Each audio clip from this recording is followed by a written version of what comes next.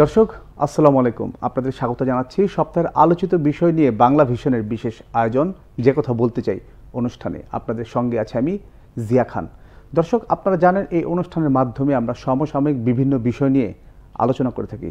আজ আমাদের আলোচনার বিষয় খরতাপে বিপর্যস্ত জনজীবন। আর এই বিষয়টা নিয়ে আলোচনার জন্য আমার সঙ্গে এই মুহূর্তে স্টুডিওতে উপস্থিত রয়েছেন অধ্যাপক ডাক্তার বেনজির আহমেদ, জনস্বাস্থ্য বিশেষজ্ঞ ও সাবেক পরিচালক, রোগ নিয়ন্ত্রণ শাখা, স্বাস্থ্য অধিদপ্তর। স্যার, আপনাকে স্বাগত জানাচ্ছি। ধন্যবাদ। দর্শক, কিছুক্ষণের মধ্যে আমাদের সঙ্গে আরেকজন অতিথি যোগ দিবেন। তিনি হলেন অধ্যাপক ডক্টর মাহবুবা নাসরিন, সহ প্রতিষ্ঠাতা, institute of disaster management and vulnerability studies, Dhaka বিশ্ববিদ্যালয়। দর্শক, উষ্ণতম মাস এপ্রিল শেষ হতে এখনও বাকি আরও 8 দিন, কিন্তু চলমান তাপ প্রবাহের দাপট কমছেই না। উল্টো দিন দিন আরও ভয়ঙ্কর হয়ে উঠছে পরিস্থিতি। সারা দেশে দ্বিতীয় দফায় আজ থেকে জারি করা হয়েছে 72 ঘন্টার হিট অ্যালার্ট। হিট স্ট্রোকে গেল 24 ঘন্টায় 11 জনের মৃত্যু হয়েছে। এছাড়া হাসপাতালগুলোতে বাড়ছে জ্বর, টাইফয়েড, জন্ডিস, হাঁপানি ও ডায়রিয়ার মতো রোগীদের সংখ্যা। আবহাওয়া বলছে এ মাস, এমনকি সামনের মাস অর্থাৎ মে মাস জুড়ে থাকবে এই গরম। বৃহস্পতিবার থেকে তাপমাত্রা 100 বছরের রেকর্ড ভাঙতে পারে। আমি আলোচনায় যাচ্ছি অধ্যাপক ডক্টর বেনজির আহমেদ। এরই মধ্যে সরকার থেকে হাসপাতালগুলোতে সতর্কতা জারি করা হয়েছে, কিন্তু এই তীব্র তাপপ্রবাহে বাড়ছে অসুস্থতা, মৃত্যু সংখ্যাও বাড়ছে। এখন আসলে করণীয়টা কি? ধন্যবাদ। আমাদের দুটো করণীয়। একটা হলো যে ঘটনাটা ঘটছে ওটাকে প্রতিরোধ করা, অর্থাৎ তাপদাহের ফলে আমাদের যে শারীরিক নানা অসুস্থতা হচ্ছে সেগুলো যাতে না হয়। তাহলে আমরা যদি তাপে না যেতে হয়, আমি যদি উচ্চ তাপের মধ্যে বাইরে না যাই, রাস্তায় না যাই, মাঠে না যাই, তাহলে আমি এটা প্রতিরোধে কিছুটা ভূমিকা পালন করছি। যেমন ধরুন, আজকে যে রিক্সা চালক মারা গেলেন, আপনাদের টিভিতে দেখাচ্ছিল ঢাকা মেডিকেল কলেজ হাসপাতালের ওখানে, তার প্রতি সম্মান রেখেই বলতে চাই যে এই যে মৃত্যুটা হলো, ধরেন উনি কিন্তু কোনো রোগে মারা গেলেন না বা আগে থেকে কোনো রোগ ছিল না তার, এই হিট স্ট্রোক থেকে উনি মারা গেলেন। তাহলে এইটা আমাদের প্রতিরোধের জায়গাটা তার জন্য ছিল যে অত রৌদ্রে না বের হয়। কিন্তু এই কথাটা বলা যত সহজ, বাস্তবায়ন তত সহজ না, কারণ অনেকের প্রতিদিনের যে ইনকাম সেটা দিয়ে তার খাওয়া দাওয়া চলে, তার পরিবার চলে। সুতরাং সে যদি না বেরোয় তাহলে সে তো তার পরিবারের খাওয়া দাওয়া হবে না, সুতরাং তাকে যেতে হবে। তো এগুলো ক্ষেত্রেও আমাদের দ্বিতীয় লাইনে যে প্রতিরোধ হতে পারে সেটা হলো যে ধরুন মাথায় কিছু দেয়া। সেটা হতে পারে মাথাল, গ্রামে যেরকম কৃষকরা কাজ করে, যেটা মাথাটাকেও ছায়া দেয় এবং শরীরটাকেও কিছুটা ছায়া দেয়। তেমনি হতে পারে এমন কোনো আচ্ছাদন যাতে করে রোদটা বেশি না লাগে। এটা হলো একটা। দু নম্বর হলো যে পানি আমাদের এইটাতে কিছুটা আমাদেরকে এটাকে প্রশমিত করে। আমাদের শরীরে যে বিপাকীয় নানা ধরনের কাজগুলো যেগুলো বাধাগ্রস্ত হয়, তাহলে পর্যাপ্ত পরিমাণে পানি পান করা, এটা হইতে পারে আর একটা এর মধ্যে। তো সুতরাং আমাদের আসলে আমি এইভাবে বলতে চাই যে জাতীয়ভাবে আমাদের একটা কর্ম পরিকল্পনা তৈরি করতে হবে, কেননা এই ধরনের পরিস্থিতি সামনেও হবে, যাতে করে ওই সময়গুলোতে আমরা জীবনযাত্রা মোটামুটি স্বাভাবিক রাখতে পারি। পাশাপাশি আমাদের জীবনের প্রতি যে ঝুঁকিগুলো হয় সেই ঝুঁকিগুলো যেন আমরা কম রাখতে পারি। বা আর যেটা আপনি বললেন হাসপাতালের কথা, সেটা এখন ধরেন যারা অসুস্থ হয়ে আসছে, এটা দুই ধরনের রোগী আসছে। একটা হচ্ছে যে এই উচ্চ তাপজনিত কারণে, আর একটা হচ্ছে এই সময়টাতে আমাদের কিছু ডায়রিয়া, কলেরা এই ধরনের রোগ হয়, এবং এটা আমাদের ইনফ্লুয়েঞ্জা সিজন, সুতরাং ইনফ্লুয়েঞ্জা রোগী আসছে। তো এই রোগগুলো আবার তাহলে আমাদের প্রতিরোধ করতে হবে। সেক্ষেত্রে আমাদের হলো নিরাপদ পানি, এইটা সংস্থান করতে হবে। সেটা একেবারে গ্রাম থেকে শুরু করে শহরে, যেখানেই পানি দূষণের ঝুঁকি আছে। যেমন আপনি জানেন যে দক্ষিণাঞ্চলে কিন্তু এখন আর টিউবওয়েলের পানিগুলো পান করা যাচ্ছে না, এখানে স্যালাইনিটি বেড়ে গেছে। ওখানে তারা পুকুর বা নালা এগুলোর পানি নানা কারণে ব্যবহার করে। সেখানে থেকে তাদের ডায়রিয়া, জন্ডিস, টাইফয়েড এই ধরনের রোগগুলো নিয়েও আসছে। আরেকটা ঘটনা ঘটে যে উচ্চ তাপ হলে আমাদের বডির যে ভিতরের মেকানিজম সেইটা বিঘ্নিত হয়। তার ফলে কিছু কিছু রোগে তারা বেশি ঝুঁকিপূর্ণ হয়ে পড়ে, শ্বাসনালীর সংক্রমণ থেকে শুরু করে, কিংবা ধরুন কারো অ্যাজমা আছে সেটা বেড়ে যাওয়া থেকে শুরু করে, যারা বয়স্ক লোক তাদের নানা ধরনের অসুস্থতা, তো এগুলোও হয়। তো সব মিলিয়ে আমাদের সেইভাবে একটা জাতীয় পরিকল্পনা এবং প্রত্যেকেরই ব্যক্তিগত এবং পারিবারিক পরিকল্পনা আমাদের নিতে হবে। ধন্যবাদ স্যার আপনাকে। দর্শক, এর মধ্যে আমাদের সঙ্গে এসে যোগ দিয়েছেন অধ্যাপক ডক্টর মাহবুবা নাসরিন, সহপ্রতিষ্ঠাতা institute of disaster management and vulnerability studies, Dhaka বিশ্ববিদ্যালয়। আপনাকে স্বাগত জানাচ্ছি। আমরা আলোচনা এর মধ্যে শুরু করেছি। তা আপনার কাছে আমার জানার বিষয় হচ্ছে, এপ্রিল মেতে তাপমাত্রা এমনিতে একটু বেশি থাকে, কিন্তু বেশ বছর যাবত আমরা যেটা দেখছি যে এই তাপমাত্রা যে তাপদাহ মানে বেশ কিছুদিন, মানে দীর্ঘদিন এই স্টেজে করছে। এর কারণটা আসলে কি? এটার কারণ তো অসংখ্য, আসলে এটা নিয়ে গবেষণা হয়েছে। আমরা যদি তথ্য উপাত্ত দেখি যে আবহাওয়া অধিদপ্তরও একটা গবেষণা দিয়েছে এবং বিশেষ কিছু বিজ্ঞানী দিয়েছে যে বৈশ্বিক যে জলবায়ু পরিবর্তন হচ্ছে তার ফলে তাপমাত্রা তো ধীরে ধীরে বাড়বে। গত 3 দশকের ডেটায় দেখা গেছে যে ধরেন 2009 থেকে একেবারে 22 পর্যন্ত, যে সেখানে আমাদের ধীরে ধীরে তাপমাত্রা বাড়ছে এবং দক্ষিণ এশিয়ার মধ্যে বাংলাদেশে বাড়ছে, আফগানিস্তানে বাড়ছে, অন্যান্য জায়গায় ঠিক এত হারে বাড়ছে না। অর্থাৎ যেইভাবে আবহাওয়া পরিবর্তন হওয়ার কথা, তাপমাত্রা বাড়ার কথা, সেটি বাংলাদেশে একটু বেশি মাত্রায় হয়েছে। তো সেই ক্ষেত্রে বাংলাদেশের অভ্যন্তরীণ কিছু কাজকেও দায়ী করা হয়, মানব সৃষ্ট কিছু কর্মকাণ্ড আছে সেখানেও আছে। বিশেষ করে আমাদের সবচাইতে বেশি যেটা, যে বননিধন, আমাদের জলাশয় ভরাট করা এবং আমাদের বাতাসে যে ক্ষতিকর গ্যাসগুলি ঘুরে বেড়ায় যেটা আমরা ব্যবহার করি, এবং সেটাও দেখা গেছে যে বিশেষ করে শহরাঞ্চলে বা ঢাকার মতো দেশ এলাকাগুলিতে বেশি। এই তাপমাত্রা বাড়বে, এটার আগে থেকেই বলা হয়েছিল, প্রতিফলন আমরা দেখেছি, কিন্তু তার জন্য যে কি করণীয়, সেই করণীয়গুলোর পাশাপাশি কিন্তু ওইভাবে নির্দেশনায় আমরা দেখিনি। তো যেখানে আমাদের আসলে কাজ করা প্রয়োজন এবং বাড়ছে, যেখানে কেন বাড়ছে সেই কারণগুলি কিন্তু এখন যখনই গরম বাড়ছে তখন আমাদের সামনে গণমাধ্যমে বা বিভিন্ন প্রচার মাধ্যমে আসছে, বা গবেষণাগুলির ফলাফলও তখন প্রচার করা হচ্ছে। ওই জায়গাটাই আমাদের একটু মনে হয় অসচেতনতা আছে। কারণ আমরা যেহেতু আগে থেকেই বলা আছে যে বাংলাদেশে গবেষণাও আছে যে 2022 সাল পর্যন্ত যে তথ্য, যে বাংলাদেশে প্রতি বছর বাড়ছে। আবার যদি আমরা আরও আগে দেখি তাহলেও আগেও ছিল কিছু কিছু অঞ্চল আসলে তীব্র তাপমাত্রা ছিল, যেমন রাজশাহী, যশোরের কথা যদি আমরা বলি, 70-72 সালের তথ্য বলতেছে যে সেখানে 45 ডিগ্রি রাজশাহীতে উঠে গেছিল। তাহলে একটা অঞ্চলে ছিল, আপনার দক্ষিণ পশ্চিমাঞ্চলে ছিল, এখন কিন্তু অন্য দিকেও আসছে, সারা দেশব্যাপী আসছে। সেটি হচ্ছে আমাদের জানার বিষয়। এবং সেখানে আমরা দেখছি যে সেখানে অভ্যন্তরীণ, যদি বিশ্ব উষ্ণায়ন বা জলবায়ু পরিবর্তনকে দায়ী করি, সেটি কিন্তু সরাসরি ওইটি শুধু দায়ী নয়, আমাদের অভ্যন্তরীণ যে কর্মকাণ্ডগুলি আমরা করছি তার জন্য কিন্তু তাপমাত্রা বাড়ছে। ধন্যবাদ। আমি আসবো আপনার কাছে, তার আগে আমি একটু আবার স্যারের কাছে ঘুরে আসতে চাই। স্যার, হিট অ্যালার্ট জারি করা হয়েছে 2য় দফায়।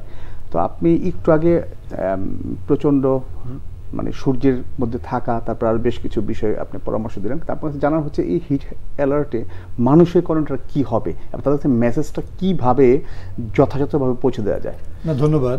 হিট অ্যালার্টটা জারি করা হচ্ছে যাতে করে এই তাপ বৃদ্ধির কারণে যে মানুষের শারীরিক নানা ধরনের অসুস্থতা বা মৃত্যুর ঝুঁকি তৈরি হচ্ছে, এটা যাতে অ্যাভয়েড করতে পারেন মানুষ।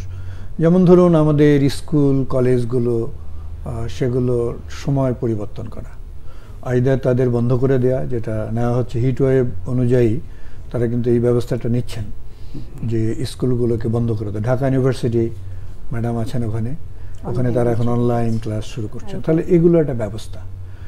আবার যেমন ধরুন আমরা সরকারিভাবে বা আমাদের বিভিন্ন প্রতিষ্ঠান কিছু ব্যবস্থা নিতে পারে। আজকে ওই ডেঙ্গু প্রতিরোধে নর্থ সিটি কর্পোরেশনে গিয়েছিলাম, ওখানে মেয়র মহাশয় বললেন ওনারা 60,000 ছাতা কিনছেন এই রিক্সা চালকদের জন্য। তাহলে এটা একটা ব্যবস্থা, একটা প্রতিষ্ঠান একটা ছাতা তার থাকলে চালানোর সময় ব্যবহার না করতে পারলেও যখন উনি বিশ্রাম নেবেন তখন তো ছাতাটা ব্যবহার।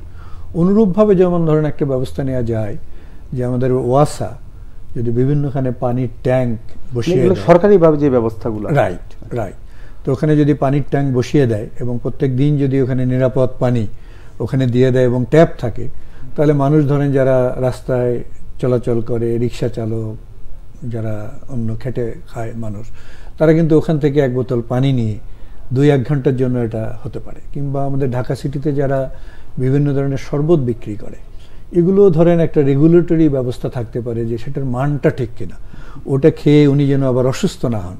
তাহলে এটা যদি পরীক্ষা করা যায় এবং তাদের উদ্বুদ্ধ করা যায়, যে ইদানিংকালে কিন্তু ঢাকায় একটা হয়েছিল যে তারা ফিল্টারের পানি দিয়ে শরবত তৈরি করে, আগে যেটা ছিল না। তো এটাও এক ধরনের সচেতনতা তৈরি হওয়া। এই ধরনের ব্যবস্থাগুলো সরকারিভাবে নিতে হবে। তো এগুলো যদি নেওয়া যায় এই হিট ওয়েভের সময়, আমরা ওই সময়টা যাতে অতিক্রম করতে পারি, অনেক বেশি অসুস্থতা না। ঠিক একইভাবে যেমন ধরেন আমাদের মাননীয় স্বাস্থ্যমন্ত্রী ঘোষণা করেছেন হাসপাতালগুলো যেন প্রস্তুতি নেয়। ডায়রিয়া হলে আমাদের আইভি ফ্লুইড থেকে শুরু করে ওরসালাইন, অ্যান্টিবায়োটিক এগুলো লাগবে। অন্যান্য যে রোগগুলো, এই সময় আমাদের আবার ইনফ্লুয়েঞ্জা সিজন, এটা একটা সমস্যা হয়ে গেছে আমাদের, এবং অনেকেই এই ইনফ্লুয়েঞ্জা নিয়ে ভর্তি হচ্ছেন, তাদের শ্বাসকষ্ট হচ্ছে, কারো জ্বর থাকছে, কারো নিউমোনিয়া হচ্ছে। তো এগুলোর জন্য প্রস্তুতি নেওয়া। তো সুতরাং আমি মনে করি যে এটা একটা ভালো উদ্যোগ হিটওয়েভ এর সম্বন্ধে সতর্কবার্তা জারি করা।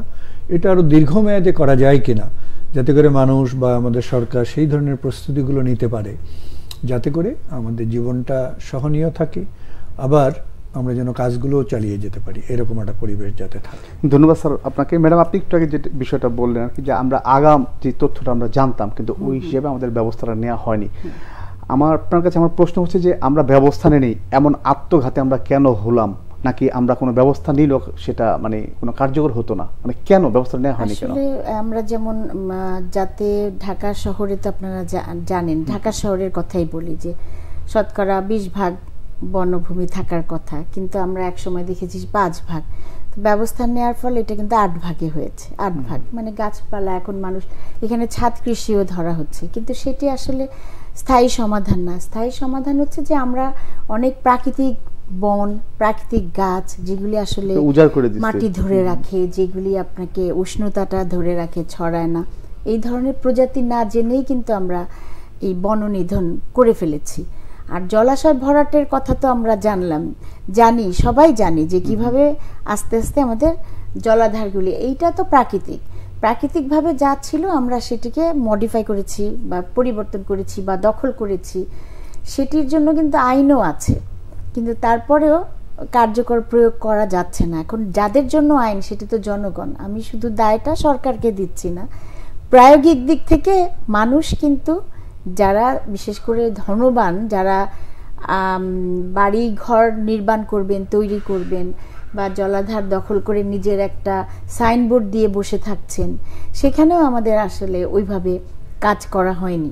এটা তো অভ্যন্তরীণ বলবো। আর মানুষের মধ্যে যে সচেতনতা, সেই সচেতনতাটারও অভাব আছে, যার জন্য আমরা এতদিন যেমন হিট অ্যালার্ট শব্দটা তো আসলে ছিল না, আগেও কিন্তু পিচ গলে যেত গরমে, কিন্তু তারপরেও মানুষ নিজে থেকে ওখানে ঠান্ডা বাতাস নেওয়ার জন্য একটা গাছের নিচে যেয়ে কিন্তু বসতো। একজন শ্রমজীবী মানুষ বসতে পারতেন, কৃষক কাজ করতে করতে বসতে পারতেন। এখন দেখবেন কোথাও তার আশ্রয়ের জায়গা নেই।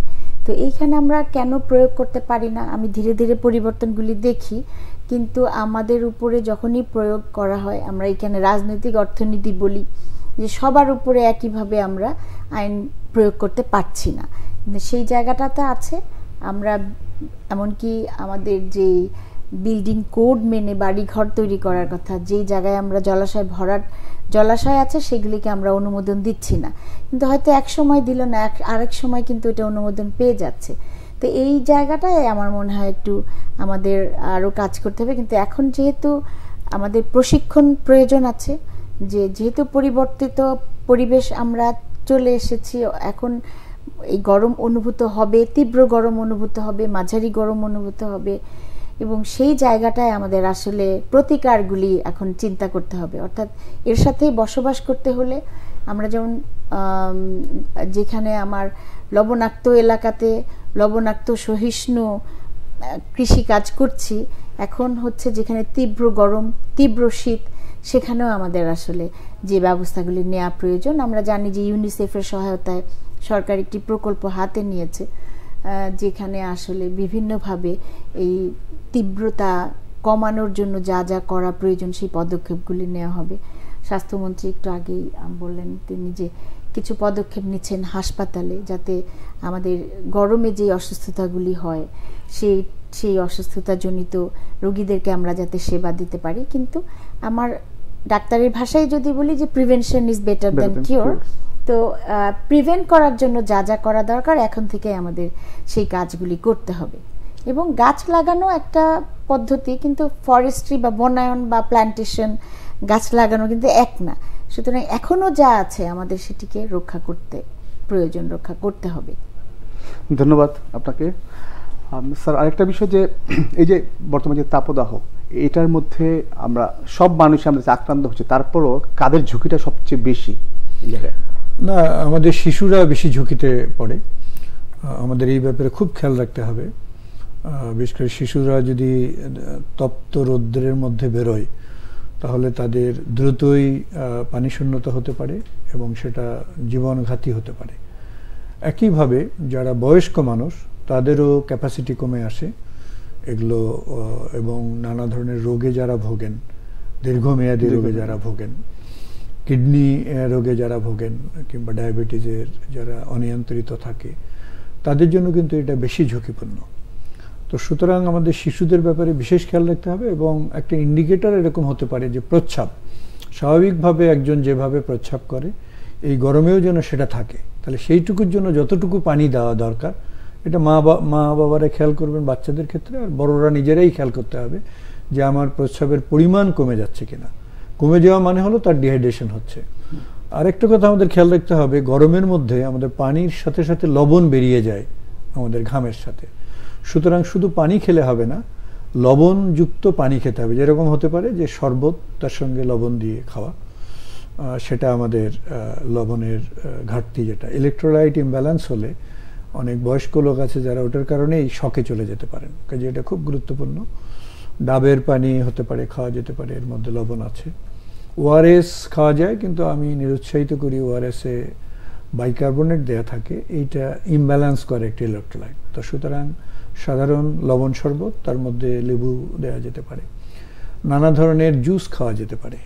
এই সময় দেখছি বেলের শরবত কিন্তু দুটো জিনিস করে, একটা আর্দ্র মানে পানি শূন্যতা দূর করতে পারে, পাশাপাশি এটা একটা সুদিং ইফেক্ট আছে যে খাওয়ার সময় আমার ভাল লাগছে, মানে ফিলিংসটা বেটার করে।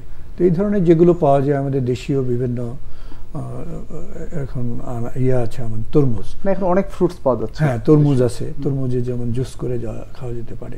এরকম সব মিলিয়ে আমাদের সারা দিনে পানিটা এমনভাবে নিতে হবে যেন আমাদের শরীরে যেটা হাইড্রেশন সেটা ঠিক থাকে। সেটা ঠিক থাকলে অনেক রোগ, অনেক সমস্যা থেকে রক্ষা পাওয়া যাবে এই গরমের।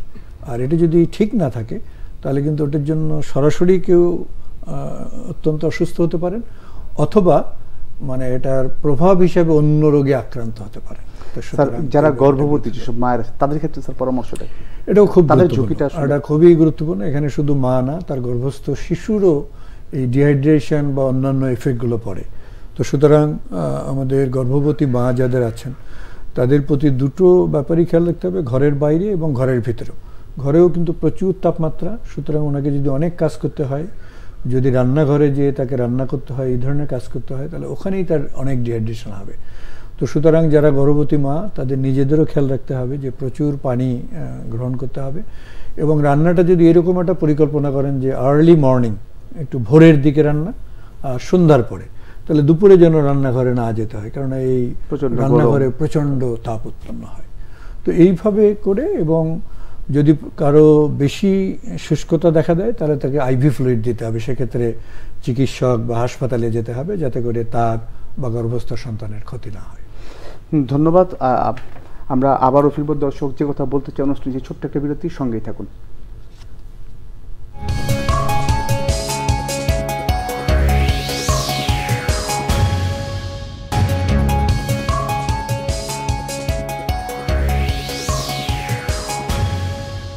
দর্শক, বিরতির পর আবারও স্বাগত যে কথা বলতে চাই অনুষ্ঠানে। এবার আমরা একটু ডক্টর মাহবুবা নাসরিন তার কাছে যাব। আপনি কিছুক্ষণ আগে বলছিলেন যে আমাদের ঢাকা শহরে 20% বনায়নের কথা, কিন্তু 8% কম রয়েছে। পাশাপাশি জলাশয় যে পরিমাণ ভরাট করা হয়েছে, তো এখন যে পরিস্থিতিতে আমরা আছি, সামনে ভবিষ্যতে মানে এভাবে চলতে থাকলে আমরা আসলে মানে কিসের মুখোমুখি হতে যাচ্ছি, সেটা মানে কিরকম সময়টা হতে থাকলে আসলে আমরা তো এখনই বুঝতে পারছি যে আমাদের বসবাসযোগ্য শহর হিসেবে আর ঢাকা শহর থাকবে না। এটা অনেক আগে থেকেই বলা আছে। আমাদের ইন্টারগভর্নমেন্টাল প্যানেল অন ক্লাইমেট চেঞ্জ বলি, যে বাংলাদেশের দুর্যোগ ব্যবস্থাপনার কথা বলি, সব জায়গাতেই কিন্তু বলা হচ্ছে যে এই শহরটা বিশেষ করে যে নতুন নতুন যে গবেষণাগুলি হচ্ছে, এত বেশি গ্যাসের বিভিন্ন ধরনের টক্সিক এলিমেন্টস বা বিষাক্ত আমরা বায়ুতে ছড়াচ্ছি, বাংলাদেশের অনেক জনসংখ্যার বিশেষ করে নদী ভাঙন এলাকা, দুর্যোগপ্রবণ এলাকার মানুষেরা কর্মসংস্থানে, শিক্ষার কার্যক্রমের জন্য, সাংস্কৃতিক কারণে, বিভিন্ন কারণে কিন্তু তারা চলে আসছে শহরাঞ্চলে এবং ঢাকা শহরকে বেছে নিচ্ছে। কেন? কর্মক্ষম মানুষ এখানে কাজ পাওয়া যায় দেখে কাজের সন্ধানে আসছেন। এটাকে যদি আমরা আসলে বিকেন্দ্রীকরণের কথা আমরা অনেক দিন ধরে আসলে বলছি, যে এই কর্মক্ষেত্রগুলি যদি সারা দেশে ছড়িয়ে না দেওয়া যায় তাহলে এরকম চাপ বাড়তেই থাকবে। মানুষের চাপ মানে বড় বড় অফিস, বড় বড় অঞ্চলগুলি, যদি বড় বড় শিল্প এলাকা, বড় বড় যে অফিসের যে প্রধান দপ্তর, সব কিছু কিন্তু এখানে। এবং আমরা সেখানে তো অবশ্যই যেভাবে উষ্ণতা ছড়াচ্ছি, শীতাতপ নিয়ন্ত্রিত যন্ত্র ব্যবহার করছি, তাতে বাতাস গরম হচ্ছে এবং মানুষ কাজের সন্ধানে আসছে। তো এরকম যদি চলতে থাকে, মানুষের মধ্যে যদি আমরা একটা যে বন্টন বা বিন্যাস সমানভাবে না দেখি, বিভিন্ন জায়গাতে কর্মসংস্থান না দেখি, তাহলে এই উষ্ণ শহরে আর বসবাসযোগ্য থাকবে না। আর আমরা স্বাস্থ্যসেবা দিব, যেমন প্রিভেনশনের কথা বলা হচ্ছে, একটু আগেই আমি বললাম যে উষ্ণতাজনিত স্বাস্থ্য নির্দেশিকা তৈরি করা হয়েছে, এগুলা কিন্তু আগে ছিল না। বাংলাদেশে এরকম চিন্তাই করা হয় নাই যে উষ্ণতাজনিত স্বাস্থ্য সেবার জন্য আবার নির্দেশিকা তৈরি করতে হবে, এবং সেই নির্দেশিকাগুলি হাসপাতালগুলিতে পাঠিয়ে দেওয়া হচ্ছে। কিন্তু আমরা কেন অসুস্থ হব, আমি আবারও বলছি। তো সেই জন্য এইবার যেহেতু আমরা আলোচনাটা অনেক বেশি শুনছি, আগেও কিন্তু আলোচনা হয়েছিল, কিন্তু এবারের মতো এত তাপদাহ কেউ অনুভবও করেননি, এবং সরকারিভাবে এত পদক্ষেপও আমরা নিতে দেখিনি, এবং বেসরকারিভাবেও আলোচনাগুলি আসেনি।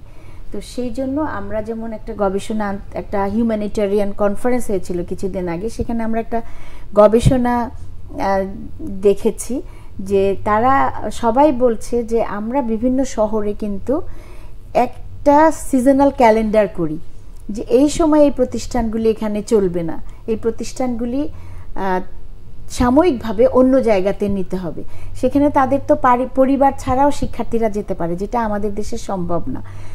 আমাদের দেশে স্থানীয়ভাবে যেটা সম্ভব সেটি হচ্ছে যে মানুষকে আরেকটু সচেতন হতে হবে এবং সরকারিভাবে এই নির্দেশিকাগুলি দেয়া যে আমাদের যে ক্ষতিকর যে কাজগুলি আমরা করি সেটির জন্য তার যে মূল্য দিতে হবে, সেটি আসলে পরিবেশ আইন আছে, আমাদের দুর্যোগ ব্যবস্থাপনা আইন আছে, সেইটির মাধ্যমে আসলে আনতে হবে। আমরা একটাও দেখি নাই যে দুর্যোগ ব্যবস্থাপনা আইনের আওতায় কোনো মামলা ওইভাবে হয়েছে। সেই বিষয়ে আমি আসবো আপনার কাছে, তার আগে আমি একটু স্যার, তাপদাহের পর থেকে আমরা হিট স্ট্রোকের মৃত্যু আজকেও মারা গেছে, যে বিষয়টা আমরা সবাই জানি। তা আমার প্রশ্ন হচ্ছে যে হিট স্ট্রোকের লক্ষণগুলো কি, এবং আমি আসলে কিভাবে বুঝবো যে আমি হিট স্ট্রোকে আমি আক্রান্ত হচ্ছি, বা আমার করণীয়টা আসলে কি? না, ধন্যবাদ। আসলে অত্যন্ত তাপের মধ্যে যদি কেউ অনেকক্ষণ থাকে, তাহলে যদি তার এরকম অনুভূতি হয় যে ধীরে ধীরে সে দুর্বলতা অনুভব করছে, তার যদি যে স্নায়ু সেগুলো ঠিকমতো সাড়া না দেয়, সে ডিসওরিয়েন্টেড হয়ে যাচ্ছে, কোনো কিছু জিজ্ঞেস করলে বুঝতে পারছে না, এবং তার কখনো কখনো যে তার তাপমাত্রা এত বেড়ে গেছে যে সেটা মানে কোনোভাবেই আর কমছে না, এগুলো মিলিয়ে তার কনফিউশন হচ্ছে এবং তার প্রস্রাব বন্ধ হয়ে যেতে পারে, অন্যান্য কর্মকাণ্ডগুলো বন্ধ হয়ে যেতে পারে, এবং সে আলটিমেটলি অজ্ঞান হয়ে কমা থেকে ডেতে যায়। মানে মোটামুটি আমাদের হিট স্ট্রোকের এগুলো হলো লক্ষণ। এর অন্যভাবেও হতে পারে, তো মোটামুটি এটা হলো একটা ক্লাসিক্যাল। আর করণীয়টা কি?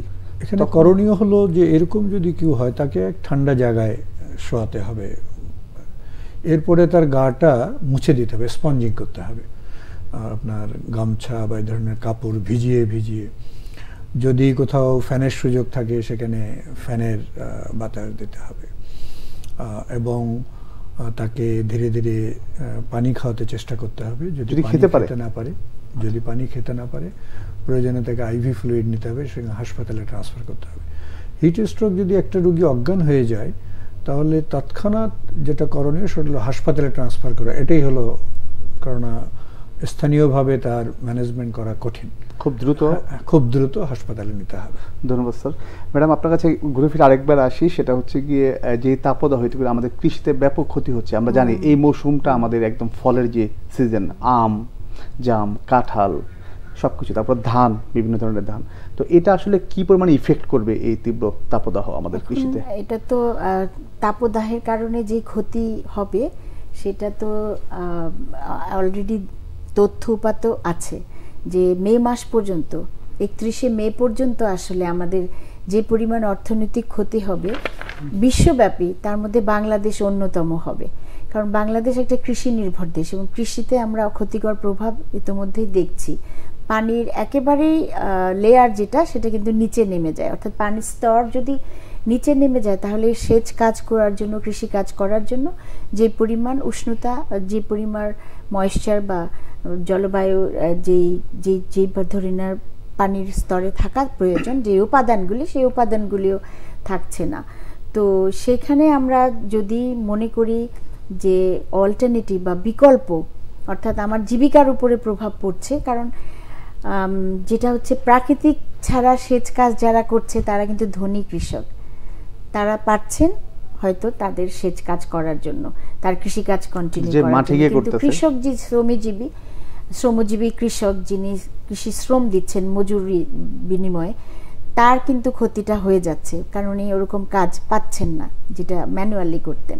তো সেই জন্য এই ক্ষতিটা আসলে যে পরিমাণ হবে সেটি আমরা মূল্য দিতে হয়, এবং সেই মূল্য দেওয়ার একটাই, বেশিরভাগ ক্ষেত্রে আমরা দেখি যে মানুষ ওই এলাকা ছেড়ে অন্য এলাকায় চলে যায়। এই যে আমরা যেটাকে বলি পপুলেশন ডিসপ্লেসমেন্ট, এই মানুষের, উদ্বাস্তু মানুষের সংখ্যাটা বেড়ে যায়। এইটাই বেশি আমরা মনে করি যে কৃষিকাজ যদি অব্যাহত না করতে পারে তাহলে এক শহর থেকে বা এক এলাকা থেকে আরেক এলাকায় যাচ্ছে এবং বিকল্প কর্মপদ্ধতি মেনে নিচ্ছে। তাহলে বাংলাদেশ যে কৃষি নির্ভর, অর্থাৎ আমরা কৃষির উপরে এর আগেও দেখেছি যে জলবায়ু পরিবর্তনের বা অনাবৃষ্টির যে প্রভাব সেটি সবচাইতে বেশি পড়ে এবং খাদ্য উৎপাদন ব্যাহত হয়। এখন বিকল্প কিন্তু বাংলাদেশ বের করেছে, অনেক বিকল্প আছে। সেটা আছে হচ্ছে লবণাক্ত অঞ্চলে, ঘূর্ণিঝড়, বন্যাপ্রবণ অঞ্চলে, কিন্তু খরাপ্রবণ অঞ্চলে অত বেশি বিকল্প নেই। তা আমরা মনে করছি যে এইভাবে যদি চলতে থাকে তাহলে অন্যান্য অঞ্চলেও খরার প্রবণতাটা দেখা দিবে। সেখানে আমরা আসলে তাদেরকে, সেই কৃষকরা কিন্তু জানেন না যে খরা সহনশীল কী রকম ফসল আমরা উৎপাদন করতে পারি। তাহলে খরাপ্রবণ এলাকার জন্য আমাদের আরও বেশি গবেষণা করা দরকার, এবং সেটি যেহেতু তাপমাত্রাটা, তাপদাহতাটা সারা বাংলাদেশেই প্রায় ছড়িয়ে যাচ্ছে, বিশেষ করে মধ্যম অঞ্চলে, কেন্দ্রে চলে আসছে এবং অনেক জায়গায় আছে, সেখানে আমাদের এই ধরনের গবেষণা করে ইমিডিয়েটলি একটা স্বল্পমেয়াদী, একটা দীর্ঘমেয়াদী পরিকল্পনা নিতে হবে। কারণ এর প্রভাবটা দেখা যাচ্ছে এবং দেখা যাবে আমাদের যে দৈনন্দিন জীবনযাত্রার উপরও দেখা যাবে, এবং তাদের জীবন মান তো কমেই যাবে। আমরাও মনে করি যে দ্রব্যমূল্যের ঊর্ধ্বগতি হবে যদি এই সময় তাদেরকে কোনো না কোনোভাবে সরকারিভাবেও সহায়তা দিতে হবে, ভর্তুকি দিতে হবে, সেচের ব্যবস্থা করতে হবে, যাতে কৃষকরা কৃষিকাজ অব্যাহত রাখতে পারেন। ধন্যবাদ ম্যাডাম আপনাকে। স্যার, এই গরমে অনেকের মাথা ঝিমঝিম করে, বমি বমি একটা ভাব আসে। আপনার প্রশ্ন হচ্ছে যে গরমে শরীর পার্শ্ব প্রতিক্রিয়াগুলো কি কি হয়, এছাড়া আর কি কি ধরনের হয়? ধন্যবাদ। আসলে তাপ এমন একটা জিনিস যেটা নানা ক্রিয়া বিক্রিয়াগুলোকে সঠিক পথে নিয়ে যায় বা বিপথে নিয়ে যায়, এবং আমাদের একটা মিলিউ ইন্টেরিয়র আছে, আমাদের অভ্যন্তরীণ একটা তাপমাত্রা আছে। আমরা মোটামুটি 35-36 ডিগ্রি বা তার একটু বেশি। তো যখন তাপমাত্রা বেড়ে যায় তাহলে তখন আমাদের এই স্বাভাবিক যে ক্রিয়া বিক্রিয়াগুলো, এগুলো হবে না। নানা ধরনের ডাইজেশন, অক্সিডেশন, এরকম অনেক কিছু আমাদের কোষ পর্যায়ে বা বিভিন্ন তন্ত্র পর্যায়ে এগুলো হয়। যেমন ধরুন যে খাবার খেলে সেটা হজম হওয়া, কিন্তু এটা যদি এত তাপমাত্রা হয় তাহলে কিন্তু হজম হবে না, এই সময় দেখা যায় খেতেও অনেক সময় ভালো লাগে না। ঠিক একইভাবে আমাদের ব্রেন, এটা এমন একটা সেন্টার যেটা আমাদের সারা বডিকে নিয়ন্ত্রণ করে। তো এইখানেও যদি টেম্পারেচার অনেক বেড়ে যায়, এর যে স্বাভাবিক নিউরন আছে, আমাদের নানা ধরনের ট্রান্সমিটার আছে, এগুলো স্বাভাবিক কাজ করবে না।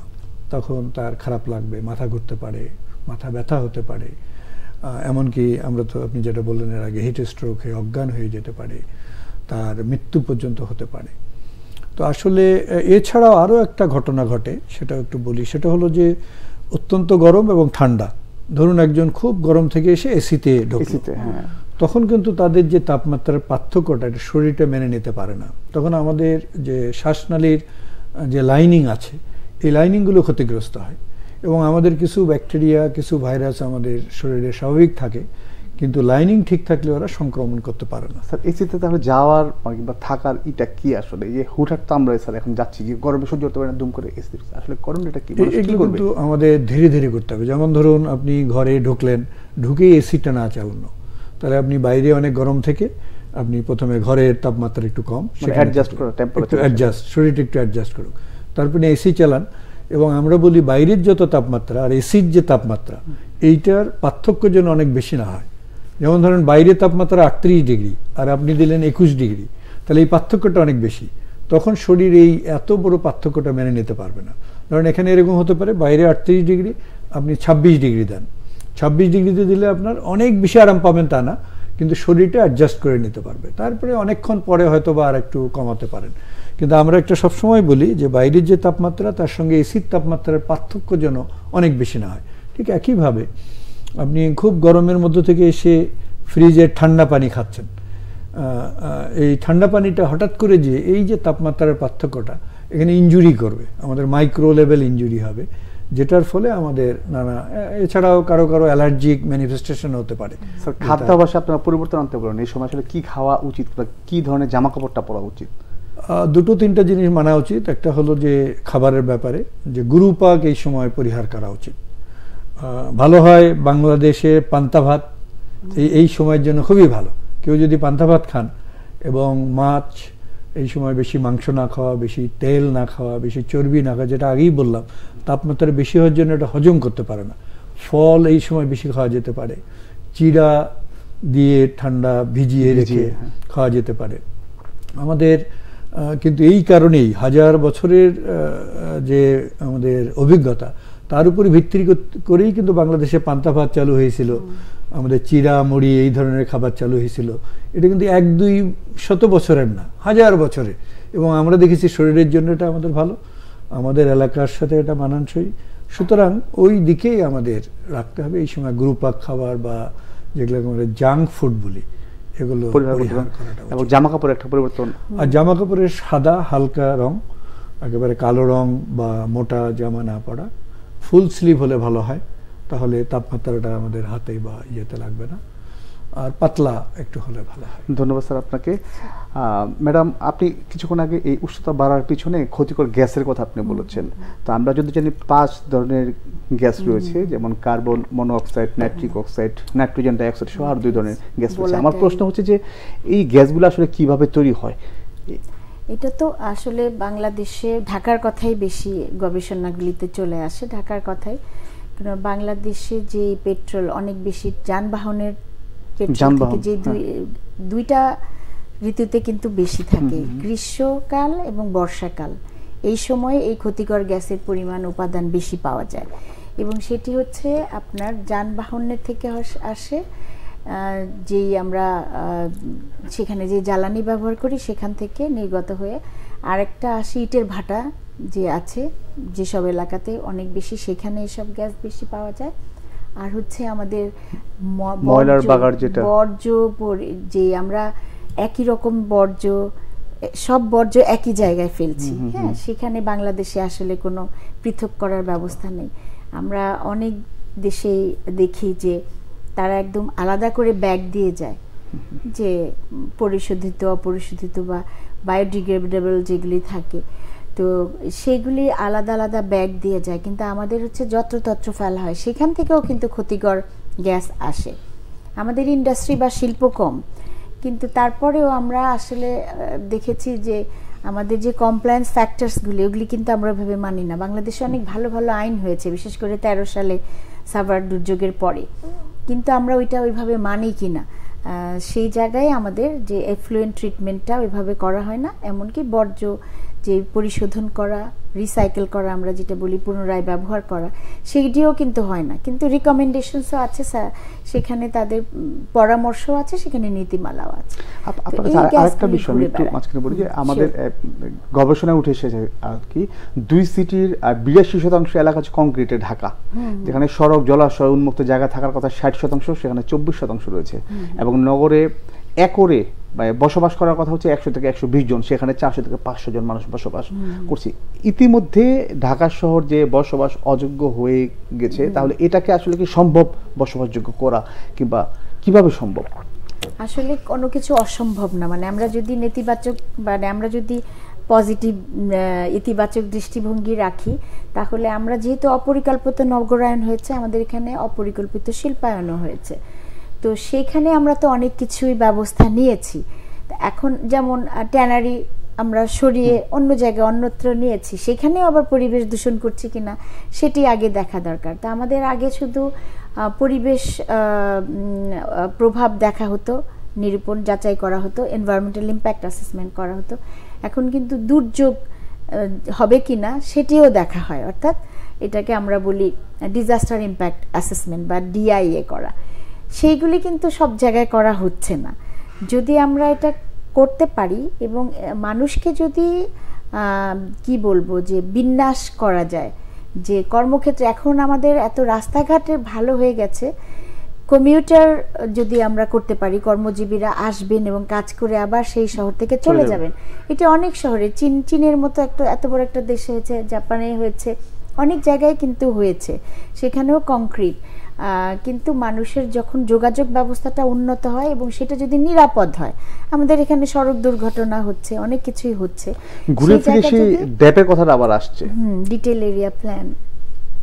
আসলে আমাদের তো এখন ডেল্টা প্ল্যান হয়ে গেছে, আমাদের পার্সপেক্টিভ মুজিব পার্সপেক্টিভ প্ল্যান হয়েছে।